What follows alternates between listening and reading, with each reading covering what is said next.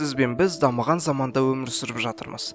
Технология дамыған, мәдениет өркендеуде адамдар тіпті планетаралық өркениетке дейін жетуге аз қалды. Voyager ғарыш зондтары тіпті біздің күн жүйеміздің шекарасынан шығуға сәл-ақ қалды.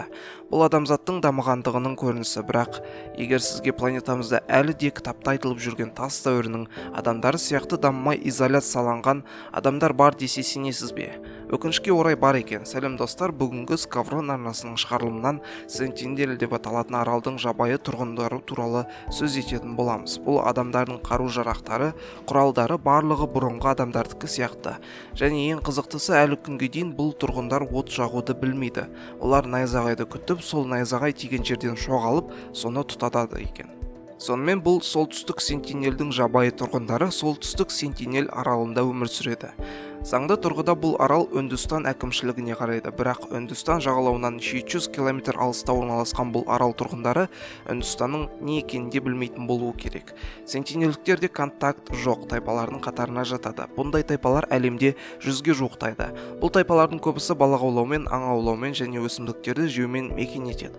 Былай айтқанда, сентинелдіктер 21 ғасырда өмір сүріп жатса да өркениеті дамымай, жақын маңдағы көрші аралдармен тіпті байланысы жоқ.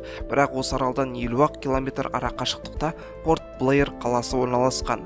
100 мыңнан астам тұрғыны бар бұл қалада тіпті халықаралық аэропорт та бар.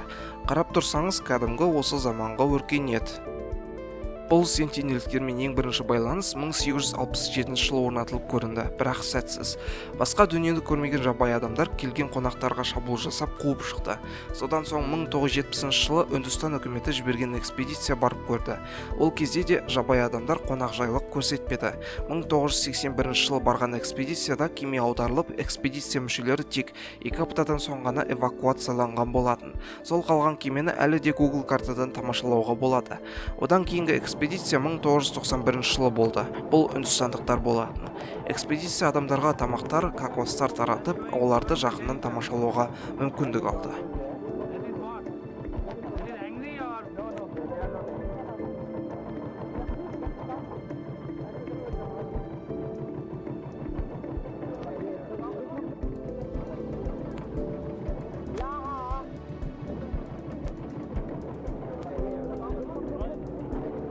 Бірақ 1997 жылы Үндістан үкіметі бұл аралға саяхатты тоқтатуды ұйғарды.